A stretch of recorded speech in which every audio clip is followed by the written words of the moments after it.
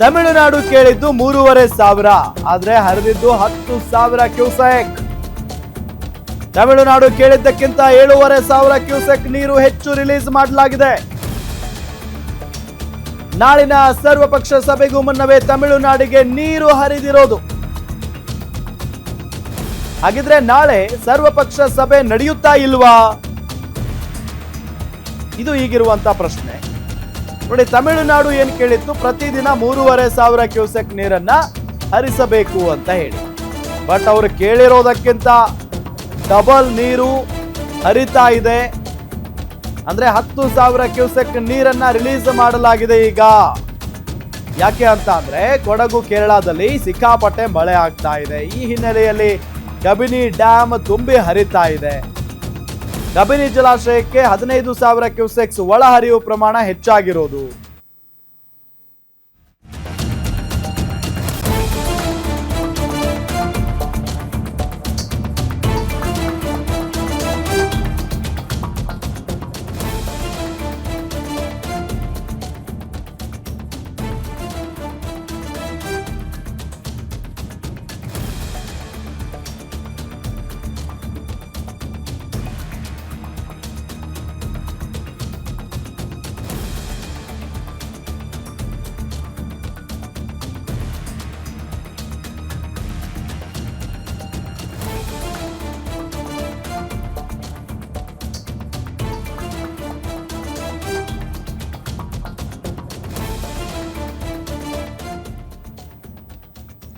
S, ಗಮನಿಸ್ತಾ ಇದ್ದೀವಿ. ಈಗಾಗಲೇ ಈ ಕಾವೇರಿ ವಿಚಾರಕ್ಕೆ ಸಂಬಂಧಪಟ್ಟಂತೆ ಏನು ಹೋರಾಟ ನಡೀತಾ ಇದೆ ಗಮನಿಸ್ತಾನೆ ಇದ್ದೀವಿ. ಇದೆಲ್ಲದರ ನಡುವೆ ನಾಳೆ ಸಿಎಂ ಸರ್ವಪಕ್ಷಗಳ ಸಭೆಯನ್ನ ಕೂಡ ಕರೆದಿದ್ದಾರೆ. ಸರ್ವಪಕ್ಷಗಳ ಸಭೆ ನಡೆಯುತ್ತಾ ಇಲ್ವಾ ಅನ್ನೋ ಪ್ರಶ್ನೆ ಯಾಕೆ ಉಟ್ಕೊಳ್ತಾ ಇದೆ ಅಂತ ಅಂದ್ರೆ, ಈಗ ಕಬಿನಿ ಜಲಾಶಯ ಉಕ್ಕಿ ಹರಿತಾ ಇರುವಂತಹ ಹಿನ್ನೆಲೆಯಲ್ಲಿ ತಮಿಳುನಾಡು ಕೇಳಿದ್ದಕ್ಕಿಂತ ದುಪ್ಪಟ್ಟು ನೀರನ್ನ ಕರ್ನಾಟಕ ಹರಿಸ್ತಾ ಇದೆ. ಈಗ ಕಬಿನಿಯಿಂದ ಡೈರೆಕ್ಟ್ ಆಗಿ ತಮಿಳುನಾಡಿಗೆ ನೀರು ಹರಿದು ಹೋಗ್ತಾ ಇದೆ. 10,000 ಕ್ಯೂಸೆಕ್ಸ್ ಅಂದ್ರೆ ಏನು ಸುಮ್ಮನೆನಾ? ಸೊ ಆ ನಿಟ್ಟಿನಲ್ಲಿ ಈಗ ಕರ್ನಾಟಕ ಸರ್ಕಾರದ ಮೇಲೆ ಏನು ಒತ್ತಡವನ್ನ ಹೇರಲಾಗ್ತಾ ಇತ್ತು, ಅಂದ್ರೆ ಮೇಲ್ಮನವಿ ಹೋಗ್ಬೇಕು ಕೋರ್ಟ್ಗೆ ಅನ್ನೋ ನಿಟ್ಟಿನಲ್ಲಿ ಮೇ ಬಿ ಅದಕ್ಕೆ ಹೋಗ್ಲಿಕ್ಕಿಲ್ಲ ಅಂತಾನೆ ಹೇಳ್ಬಹುದು. ಯಾಕೆ ಅಂತ ಅಂದ್ರೆ ತಮಿಳುನಾಡಿಗೆ ಯಾವ ಪ್ರಮಾಣದಲ್ಲಿ ನೀರು ಹರಿಬೇಕೋ ಆ ಪ್ರಮಾಣದಲ್ಲಿ ನೀರು ಹರಿದು ಹೋಗ್ತಾ ಇದೆ, ಅದಕ್ಕಿಂತ ಡಬಲ್ ತ್ರಿಬಲ್.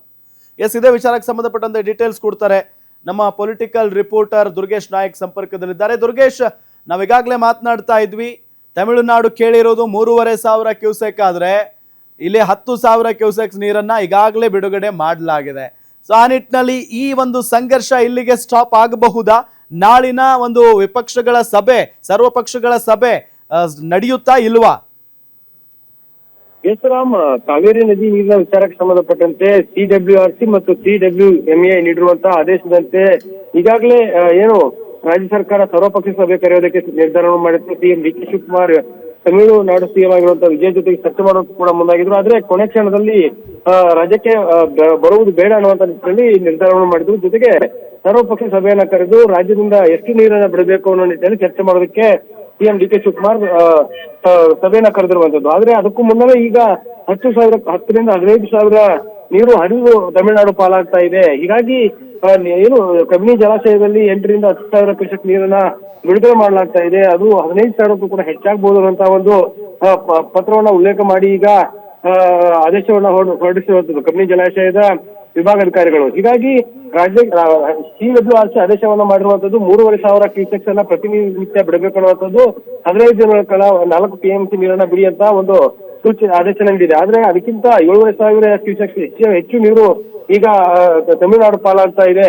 ಹೀಗಾಗಿ ಇದನ್ನ ಯಾವ ರೀತಿ ಸರ್ಕಾರ ತೆಗೆದುಕೊಳ್ಳುತ್ತೆ, ಸರ್ವಪಕ್ಷ ಸಭೆಯನ್ನ ಕೂಡ ಕರೆದ್ರೆ ಸಭೆಯಲ್ಲಿ ಯಾವ ರೀತಿ ನಿರ್ಧಾರಗಳನ್ನ ಸರ್ಕಾರ ತೆಗೆದುಕೊಳ್ಳುತ್ತೆ, ಈ ಒಂದು ನೀರನ್ನ ಹಿಡಿದಿಟ್ಕೊಂಡ್ರೆ ರಾಜ್ಯಕ್ಕೆ ಆಗುವಂತ ಆತಂಕ ಏನು, ಪ್ರವಾಹ ಪರಿಸ್ಥಿತಿ ನಿರ್ಮಾಣ ಆದ್ರೆ ಇದ್ರ ಬಗ್ಗೆ ಕೂಡ ನಿರ್ಧಾರವನ್ನು ಮಾಡಬೇಕಾಗತ್ತೆ. ಹೀಗಾಗಿ ಡಿ ಕೆ ಶಿವಕುಮಾರ್ ಅವರು ನೀರನ್ನ ಬಿಡಬಾರ್ದು ಅನ್ನೋ ನಿಟ್ಟಿನಲ್ಲಿ ಸರ್ವಪಕ್ಷ ಸಭೆಯನ್ನ ಕರೆದಿದ್ದಾರೆ. ಆದ್ರೆ ಈಗ 10,000 ಕ್ಯೂಸೆಕ್ಸ್ ನೀರು ಬಿಡಬೇಕಾದಂತ ಪರಿಸ್ಥಿತಿ ನಿರ್ಮಾಣ ಆಗ್ತಿದೆ ಅನ್ನುವಂಥದ್ದು ಒಂದಿಷ್ಟು ಆತಂಕಕಾರಿ ವಿಚಾರ. ಒಂದ್ ಕಡೆ CWMA ಆದೇಶವನ್ನ ಸರ್ಕಾರ ವಿರೋಧ ಮಾಡುತ್ತೆ, ಮತ್ತೊಂದ್ ಕಡೆ ಡ್ಯಾಮ್ ಭರ್ತಿ ಆಗ್ತಿದೆ ಅನ್ನೋ ನಿಟ್ಟಿನಲ್ಲಿ ಏನು ನೀರು ಬಿಡುಗಡೆ ಮಾಡ್ತಿದ್ದಾರೆ. ಹೀಗಾಗಿ ಬಹಳ ಮಹತ್ವವನ್ನು ಪಡೆದುಕೊಳ್ತಾ ಇರುವಂತದ್ದು ನಾಳಿನ ಸರ್ವಪಕ್ಷ ಸಭೆ ಯಾವ ರೀತಿ ಆಗತ್ತೆ, ಸಭೆಯಲ್ಲಿ ಯಾವ ರೀತಿ ನಿರ್ಧಾರವನ್ನ ಮಾಡ್ತಾರೆ ಡಿ ಕೆ ಶಿವಕುಮಾರ್ ಅವರು ಅನ್ನೋದು ಕುತೂಹಲ ಮೂಡಿಸ್ತಾ ಇದೆ. ಅನಿವಾರ್ಯ ಪರಿಸ್ಥಿತಿ ಪ್ರವಾಹವಾದಾಗ ನೀರನ್ನ ಬಿಡಲೇಬೇಕಾದಂತ ಪರಿಸ್ಥಿತಿ ಇರೋದ್ರಿಂದ ತಮಿಳುನಾಡು ಸರ್ಕಾರವು ಕೂಡ ಇದಕ್ಕೆ ಯಾವ ರೀತಿ ರಿಯಾಕ್ಟ್ ಮಾಡುತ್ತೆ ಅನ್ನೋದನ್ನು ಕೂಡ ಕಾದು ನೋಡ್ಬೇಕಾಗುತ್ತೆ. Ram, okay, thank you Durgesh ತಮ್ಮೆಲ್ಲ ಮಾಹಿತಿಗಾಗಿ.